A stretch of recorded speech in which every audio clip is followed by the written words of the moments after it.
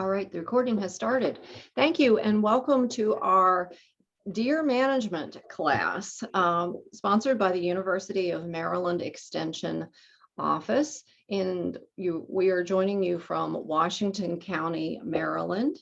And I am Annette Cormany. I'm the horticulture educator and master gardener coordinator here. And it is my distinct pleasure to introduce our instructor for this class. Tina Webster is a master gardener with our program in Washington County, and Tina is going to teach us everything she knows about how to manage deer. And Tina, have you ever actually seen a deer in your landscape? I saw one this morning. There you go. So thank you. And again, welcome to everyone. I would appreciate it if you would mute yourself so we eliminate any background noise, but we're going to go ahead and get started. So hit it, Tina. All right. Good morning. Thank you for the introduction.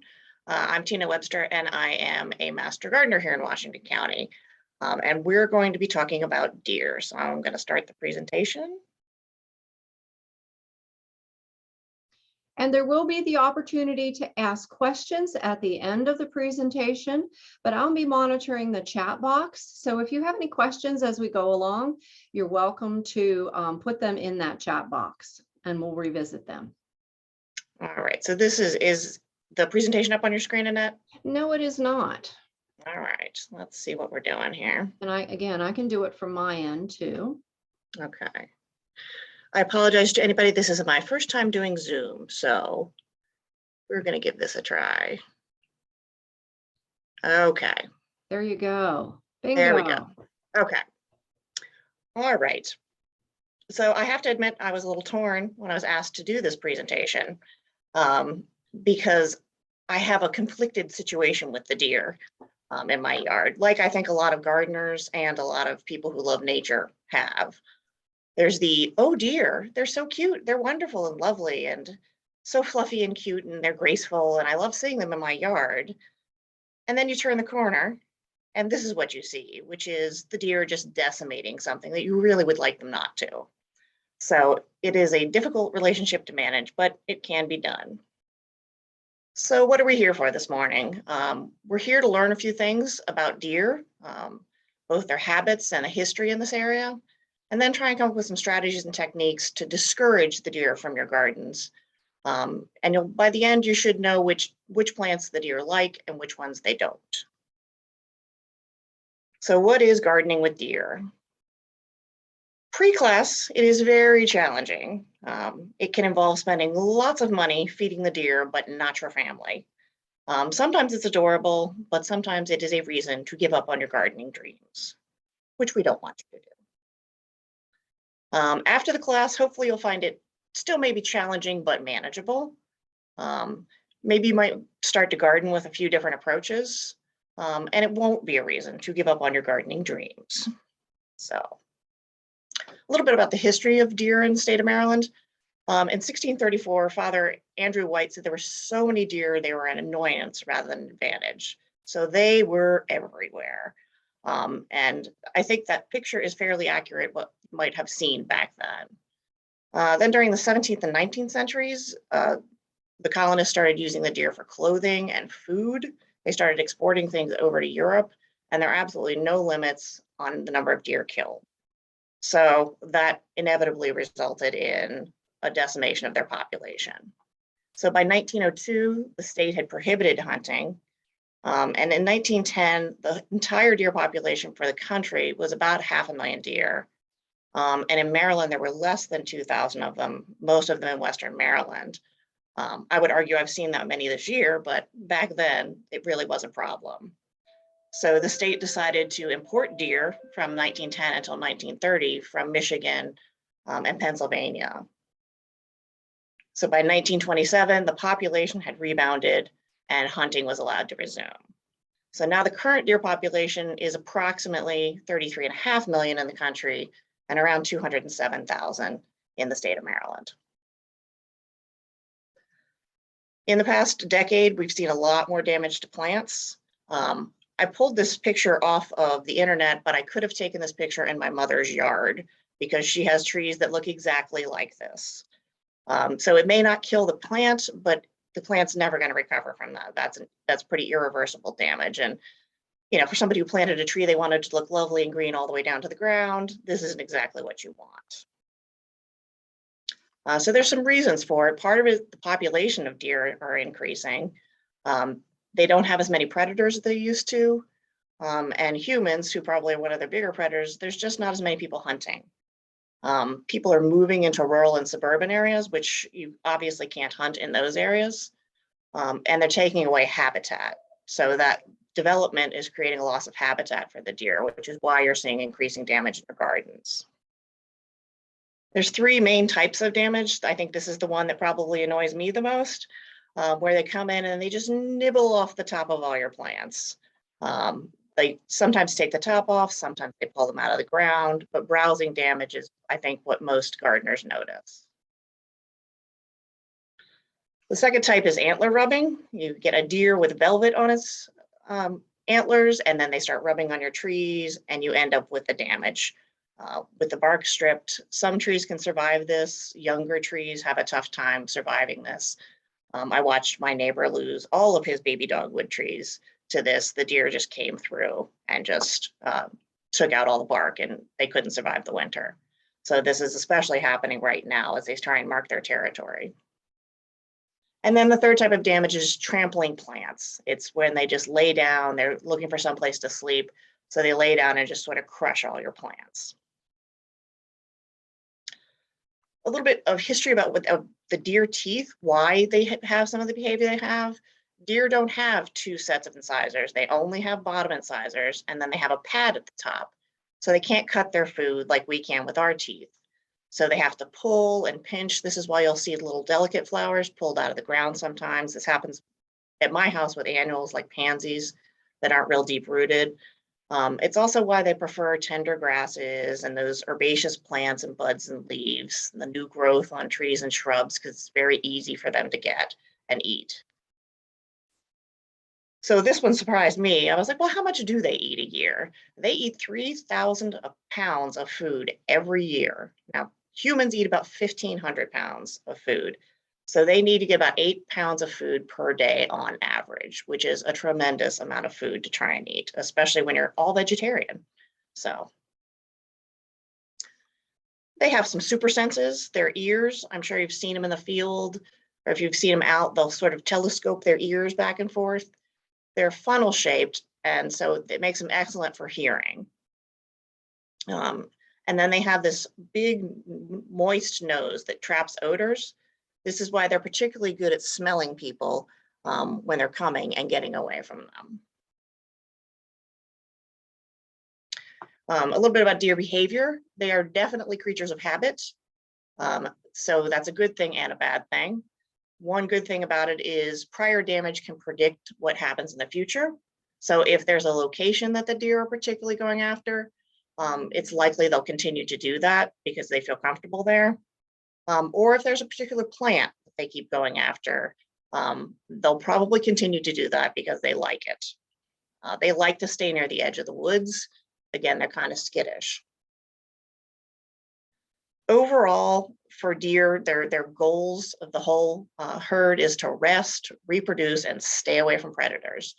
That's sort of what they, their to-do list as they get up every day is to just find food and stay away from predators. The herds do communicate with each other pretty well, and they tend to stay in their own territory. So those deer in your backyard are indeed your deer. They're not going to go someplace else for very long. They'll stay in a small territory neighborhood. And they're prone to come out at dusk and dawn, which is when they like to eat, which is also why it's a more dangerous time of day to drive, because that's when they're going to come out and be active. In the spring, the herd is going to focus on the young deer. They're going to focus on raising young, making sure they have food, making sure they're safe. But the bucks at that time of the year, they're looking for protein. So they're going to target your nitrogen fixing plants. So those lovely peas and sweet peas and clover, any of that is what they're going to target that time of year. During the summer, their focus changes to gaining weight for everybody, not just the bucks. And that's when they start targeting all that delicious stuff you put in your garden for them. The leafy vegetables and fruits, their favorites are corn and beans. Daylilies, I'm sure anybody in this group who has daylilies has seen the tops of them just getting snapped off this time of year. And they love fruit, just about any kind of fruit. During the early fall, the herds are focused on gaining weight for winter, and this is when you'll see more damage because the summer vegetables are disappearing. So they'll eat anything they can find to try and put on weight for the winter. And this is also when you're going to see the bucks start to mark their territory, and that's when you're going to see more rubbing damage. During the late fall and early winter, the herd isn't really too pressured to eat. They've gained their weight, but this is when the bucks are looking for mates. So it's all about love and finding somebody to reproduce with. And then during the winter, food is pretty scarce, and this is when they will especially eat things that they don't normally eat. Now, they're not moving around as much, they're not eating as much because of that, but they will eat things this time of year that they normally would not. So the worst times for damage, when there's snow cover or really extreme cold. And then early in spring, when the tender growth on the ornamentals is just coming out and really needs to be able to come out before other spring things start growing, that's when you'll see them doing a lot of damage. And then just generally, if there's drought and food isn't available, that's when they'll do more damage. All right, so the bottom line, a hungry deer will eat anything. There is no deer proof. We were talking about this before the class started. Deer resistant, yes. Deer proof, that is, if somebody tells you that, they're not being honest. So, but there are strategies to mitigate the damage, and that's what we're going to focus on. So I put this razor wire picture up as an extreme, but I will say I have friends who aren't too far off of this. But we're going to try and find something a little more attractive to help you with your garden. So there's 5 areas we're going to concentrate on management techniques: scare tactics, repellents, fencing or physical barriers, managing your landscape, and then selecting the right plants. So that I often get asked, do scare tactics work? Well, deer are very skittish, but they also adapt really, really quickly. So these do work if there's minimal damage and not a long time frame, but it is not the most effective strategy. So what kind of scare tactics are there? There's scarecrows. They can work. Reflective strips. I see people putting those up on their garden and letting the wind go to them. Motion activated lights, and I will motion activated water. I have motion activated lights on my front porch, and I will tell you that over time, the deer will not care about them and stare right into the camera and eat my pansies. They don't care. So loud noises, same thing. You're trying to imitate predators and scare them in that way. Dogs can be a good deterrent. This particular dog in the picture is my dog Adele, and this is what she does a lot of the time in my yard. So I think it's helpful to have her scent. It's helpful for her to bark. But most of the time when the deer are out dusk and dawn, your dogs are inside the house, cozy and warm while the deer eat things. But I will say that I think my yard gets less because I do have a dog smell in the yard. The best approach with scare tactics is some kind of combination of all of them, or switching them, not leaving them in the same place. So repellents, that's your next strategy. You're trying to disrupt or reduce browsing with a repellent. It will not eliminate browsing. They have to try it to know that the repellent's on there, to know that they don't want to have any of it. But it can help reduce it. And they target the deer's smell, their sense of smell and their taste. That big moist nose makes them particularly susceptible to it. Any repellent's going to have to be reapplied. It's just a question of how often. There's not very many of them that are approved for edibles. And if they are, it's going to wash off with a good rain. So you have to read the label to know what it is. So repellents really work best for trees and shrubs, not necessarily your vegetable garden. So the odor-based repellents will actually work better than the taste-based ones, I think, because their noses are so sensitive. Seems to work better, but they can get used to any repellent you put out. One strategy is to rotate those repellents every couple of weeks, but that can be kind of expensive to do. So your best approach is to target those specific plants either that have a lot of value to you or that the deer just keep going after. I can guarantee you any neighbor, any gardener that will give you their non-commercial recipes, their homemade recipes with eggs and cayenne pepper and blood meal. The University of Maryland would like me not to do that. So I will just have to say you're gonna have to rely on Google or your friends and family. Human hair is used, sometimes soap bars are used. Again, all of this is temporary and will go away, but they can be effective in the short term. There are commercial repellents out there. These work best when there's not a lot of pressure, either not a lot of damage or not a lot of deer. It also works better on small plots of land. It can be very hard to treat a large acreage with commercial repellents. And the repellents that work best are the ones that your neighbors don't use. If repellents are really widely used in your neighborhood, the deer are going to get used to them. And then repellents also work well when there's other food for them to eat. So if you're spraying something and there's something else for them to eat, you'll do better with a commercial repellent.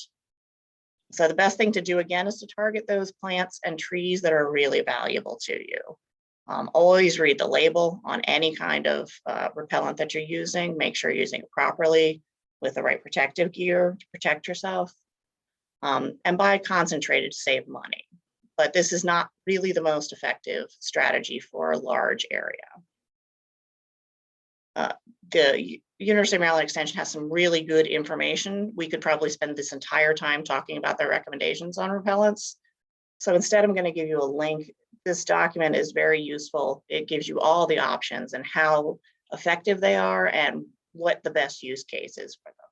So if you're looking for more information about that, this is a really good source. All right, now on to the physical barriers. Fencing. An 8-foot fence is the gold standard, and it will exclude almost all deer. There's always one deer who's, just an overachiever, but most deer will be excluded. If you've ever been to Brookside Gardens in Montgomery County, they have, I think, a 12-foot fence all around their property and high deer pressure, and yet they manage to keep them out. So fencing really does work. So what are the advantages? They're very effective at keeping the deer out. Once you get them installed, there's not a whole lot of maintenance you need to do, and you can cover a really large area with a fence. But they can be expensive to install, and you have to check them, especially if you have a large property that you're fencing in. You need to go check the fence line and make sure there aren't gaps or ways for them to get in. Double fences are another good option if you don't want an 8-foot fence. You can do 4 to 5 foot fences, 4 to 5 feet apart. This sort of disrupts their ability. They can certainly jump over a 4 to 5 foot fence, but if they think they're going to be stuck in between 2 fences and can't get over again to jump, they're a little less likely to do it. So this is one way to have a lower fence. And there's sort of the bargain version on the bottom half of the screen and then the Cadillac version of it, the top half of the screen. So it can be pretty. You can use electric fences. This is effective at keeping deer out. And again, the fences don't have to be 8 feet with an electric fence. These are even more expensive to install. And you do have to do maintenance on them and make sure they're working. And there can be issues with pets. Some pets just don't get it. That, if it shocks something else, it's going to shock them. And it takes them a long time to learn that. But it is good for large areas. Netting is another kind of physical barrier you can use, and this works particularly well when you're talking about fruit shrubs and trees. It's not real expensive, so it is very affordable, but it can be difficult. Anybody who's ever tried to roll up netting and put it away has probably cursed a few times and knows how frustrating it can be to use that. So it's very difficult to reuse, and it's not real effective in a large area. And the other issue with netting is you can catch unintended wildlife. You can catch bunnies or birds. You can even catch deer in the fencing, and then you have to get them loose. So it's best that you don't use it on a large area. And you have to monitor it to make sure you don't have critters you don't want in there. Tree shelters are really good to help with the tender bark from rubbing. It does help keep the trunk safe. They're very easy to install and not very expensive. But you have to keep an eye on them, make sure they're still wrapped around that tree. And I've seen a few pictures online where the bark is perfect and then the top is completely chewed off. So it will not protect the top of your plant, but it will protect the trunk where most of the damage from rot. Fishing line is another effective physical barrier. If a deer can't see something, it really doesn't want to jump. My father-in-law lives in a gated community that has no hunting and a lot of deer. And he used this pretty effectively with a 5-foot fence. He strung up fishing line around a couple times, 8 feet, 6 feet, and the deer, when they felt the fishing line, they just didn't want to jump into his yard. So if you string it at different heights around the perimeter of your garden, sometimes that can be a deterrent. Or another way to do it is just weave it around really vulnerable plants, or again, things that you really know they're going to go after, or you really don't want them to eat because they have some value to you. It's also very inexpensive and easy to use. Another strategy is just manage your landscape. Like we said, the deer like to stay close to the woods. They feel safer there.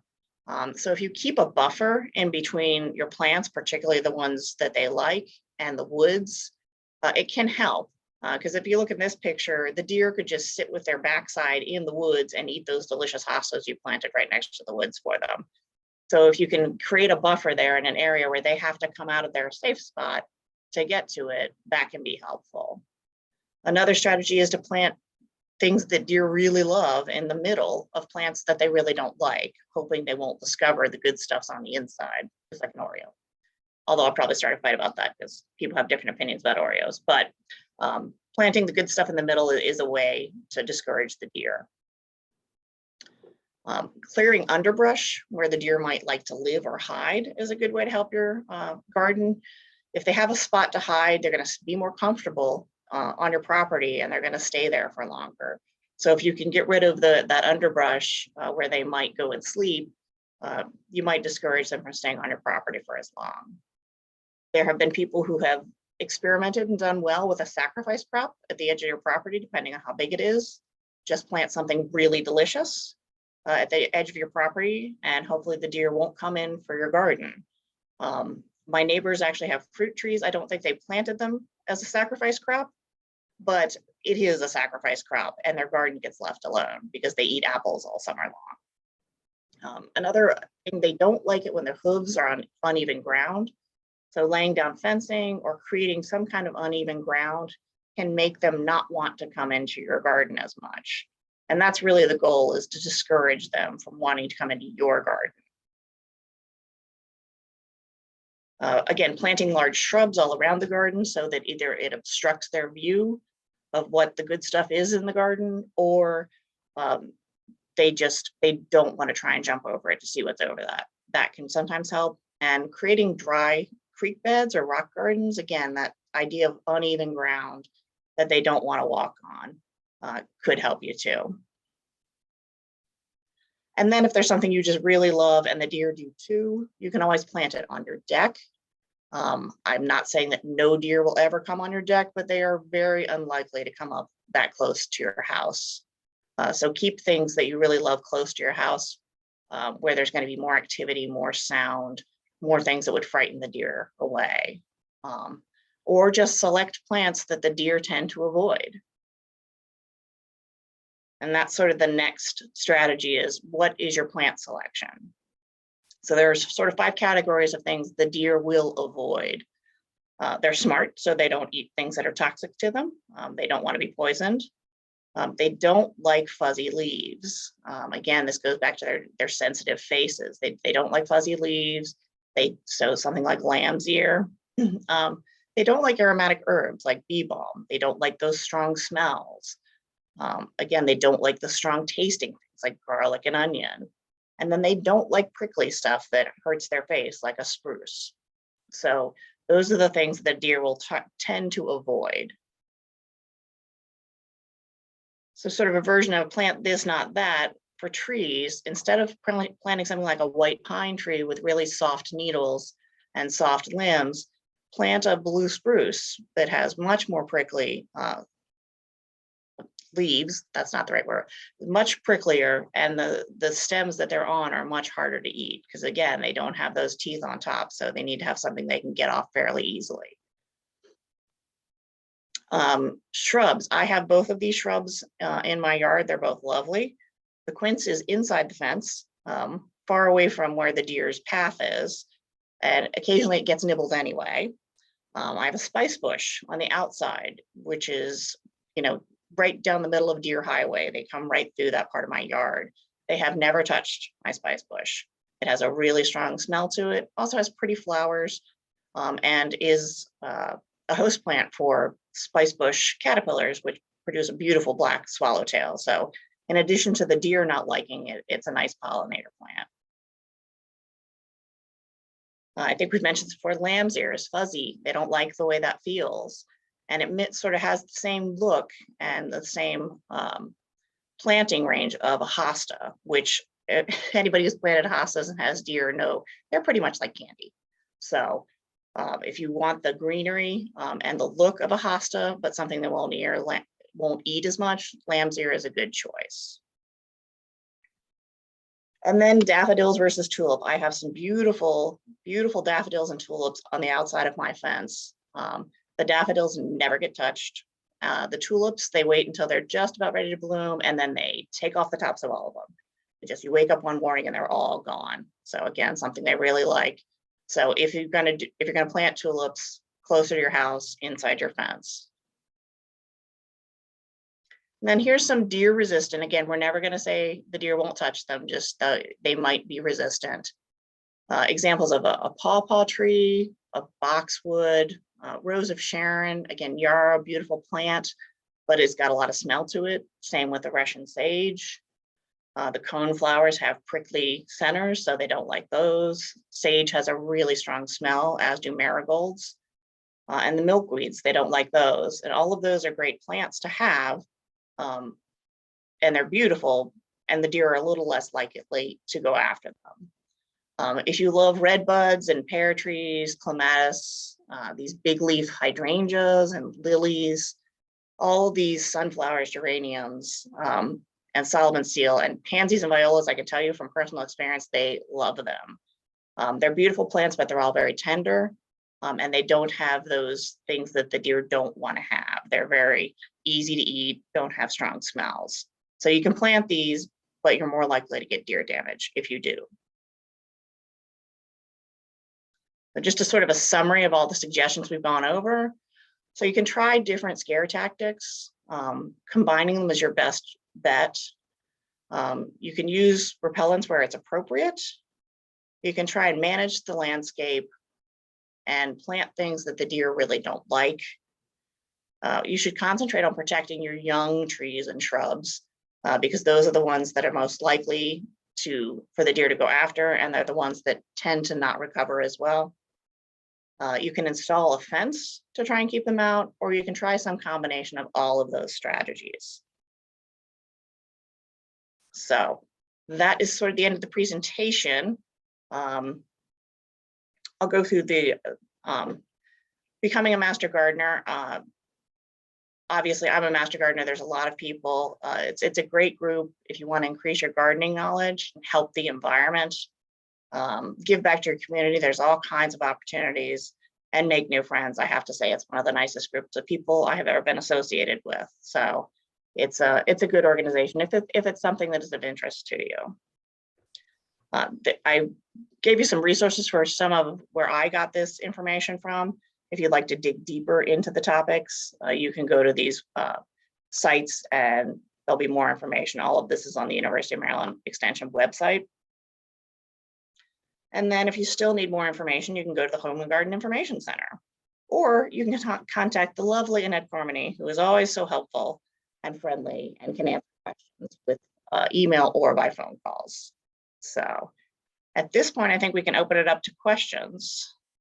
Okay, Tina, if you do you want to stop the share on the screen? Sure. All right. And we will take some questions. I know we have at least one in the chat box. Jojo asked, what impact the increase of natives and non-natives have in reducing food sources available. Any thoughts on that? Well, I think this is an opinion. I don't know this for sure. Did not come from my research. I think non-natives, I would think the deer would be less likely to eat them, but a hungry deer, I think will eat anything. Do you have any thoughts on it, Annette, where that might Well, be? again, there's no guarantees with anything. I've not seen any specific data on that, but my thoughts are yours. There are going to be things that they're going to like based on the characteristics of the plants. I do know that based on Doug Tallamy's research, University of Delaware research, who's done a lot of work connecting natives and their value for wildlife, that non-natives and invasives tend to have less nutritive value for wildlife in general. So that certainly could be a factor.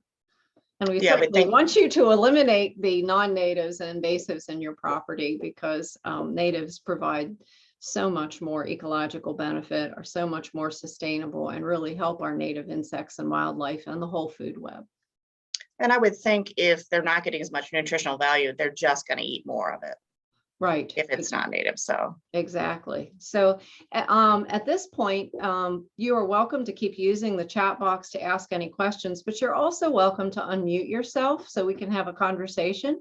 We still have 25 minutes left of our allotted time, and sometimes our best information comes from these chats after the class. And I will echo what one of Tina's excellent points is, in that changing off techniques, combining techniques is the most effective. I just moved from a property where I had heard of about 20 deer, and I would rotate things about every 2-3 weeks, and also offer specific protection to especially vulnerable plantings and new plantings, because there's nothing more irresistible to a deer than young, tender, juicy plants, especially those with big, lovely, soft leaves. Yeah. While we're waiting for some more questions, and Bill asked if we could see if we could place the recording on the state site. We can certainly do that. And we recorded it, so we'll put it on the Washington County YouTube page, and I'll offer it to the State Master Gardener site as well. I am going to send everyone via email a PDF of the PowerPoint, and you'll also get 2 publications from me. We have 2 excellent sources that I think are linked in what Tina shared, but one is basically a list of the resistance of different types of plants to deer damage. Again, no deer proof, but plenty of deer resistant plants. And another one, since we had questions about natives, is a specific deer resistant plant list. So you'll be getting some follow-up information from me.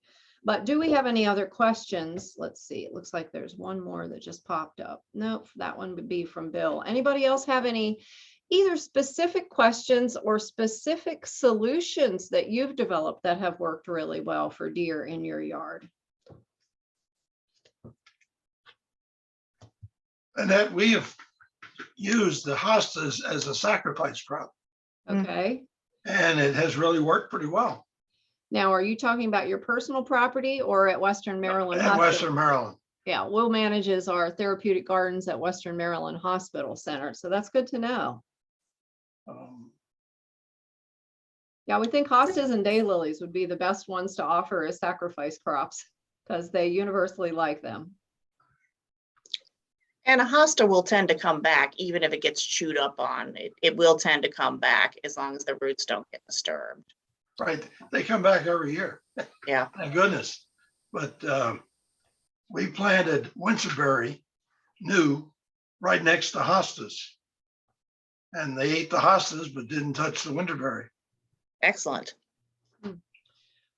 We do have the question asking how susceptible to deer damage are camellias. And I am actually looking for a reference in our in our list, and I'm not seeing camellias. Does anyone have any experience with camellias? They tend to not be hardy here in zone 6, but we may have people joining from other zones. Does anybody know if from personal painful or good experience whether deer will damage camellias? I had camellia in my yard, but honestly, the winter got it, not the deer. The deer left it alone. But that's one plant in one yard. Right.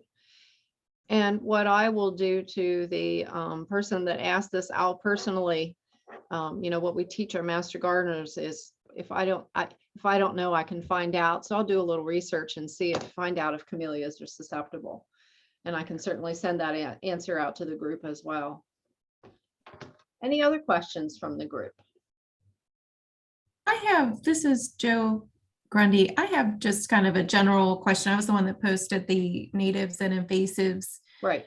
In the chat. So we purchased our property a few years ago, and a large portion of it is in conservation when the land was divided up for development. And we have like forested conservation, non-forested conservation, and we have a lot of deer.